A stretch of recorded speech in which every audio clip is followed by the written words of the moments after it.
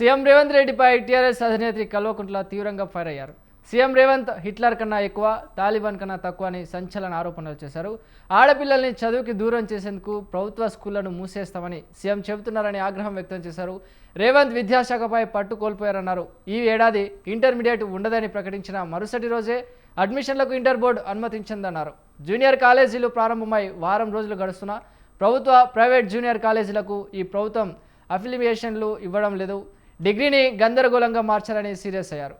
Higher education council కొన్ని కోర్సులను సిఫార్సు చేస్తే హయ్యర్ కమిషనరేట్ మరికొన్ని కోర్సులు రిఫర్ చేసిందన్నారు. అయితే వాటిలో ఏ ఒక్క కోర్సు కూడా యూనివర్సిటీలో అప్రూవల్ ఇవ్వలేదన్నారు.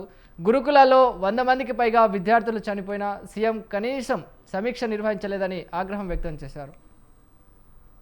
మన రాష్ట్రంలో ఉండేటటువంటి పేద మధ్యతరగతి ప్రజలకు విద్యనే ఖచ్చితంగా వారిని వారి పేదరికం నుంచి బయటపడేసి వారి జీవితాలని అత్యున్నతంగా తీర్చిదిద్దుకోవడానికి పనికొస్తుందని మనందరం కూడా మన పిల్లల్ని ఒత్తిడి పెట్టి ఏదో ఒక విధంగా మన పిల్లలు చదువుకోవాలని ప్రయత్నం చేస్తూ ఉంటాం.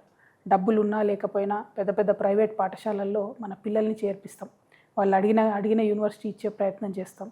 మనం ఇబ్బంది పడ్డా పిల్లలు బాగుండాలని చూస్తాం. ఇదంతా ఎందుకోసం చేస్తామంటే ఆస్తులు ఉన్నా లేకపోయినా చదువు ఉంటే చాలనే ప్రయత్నంతో మనందరం కూడా చేస్తాం. సగటు పేద మధ్యతరగతి వారందరికీ కూడా విద్యనే ఆస్తి. ఆ విషయం తెలిసి కూడా తెలంగాణ రాష్ట్ర ముఖ్యమంత్రి గారు 27,000 ఉన్నటువంటి పాఠశాలల్ని కంప్లీట్గా తగ్గించి కేవలం 4,000కి చేస్తా అని చెప్తా ఉన్నారు. ప్రభుత్వ పాఠశాల ఒక ఊరిలో ఉంటే పేదవారికి అట్లీస్ట్ 5వ తరగతి వరకు ఉచితంగా ఒక బాటలో ఆ పిల్లగాడు పోవడానికి పనికొస్తుంది, పిల్లగాడు పోవడానికి. కానీ ఈ ముఖ్యమంత్రి గారు ఏమాత్రం ఆలోచన లేకుండా 27,000 స్కూల్ అన్నింటినీ కూడా కుదించి 4,000 చేస్తామంటున్నారు. అంటే ఇప్పటి వరకు ఊర్లలోకి ప్రైవేటు ప్రైమరీ పాఠశాలలు రాలేదు. ముఖ్యమంత్రి గారు తీసుకున్న ఈ నిర్ణయంతో ఇప్పుడు ప్రతి చిన్న ఊర్లో కూడా ప్రైవేట్ వాళ్ళు పాఠశాలలు 1 నుంచి 5వ తరగతి పెట్టే పరిస్థితి వస్తుంది. అన్నిటికన్నా ఎక్కువ ఏమవుతుందంటే ఆడపిల్లల చదువు మాత్రం విపరీతమైన దెబ్బ పడుతుంది. ముఖ్యమంత్రి గారు నేను హిట్లర్ అని చెప్పుకుంటున్నాడు. మీరు హిట్లరే, కానీ హిట్లర్ కన్నా ఎక్కువ మీరు తాలిబాన్. ఎందుకంటే తాలిబాన్లు కూడా కేవలం ఆడపిల్లల చదువు మీద రిస్ట్రిక్షన్స్ పెట్టి వాళ్ళు చదువుకోకుండా చేసారు. ముఖ్యమంత్రి గారే విద్యాశాఖ మంత్రి అయితే విద్యాశాఖ ఏదో వెలుగుతుంది అని చెప్పి అందరు భావించారు.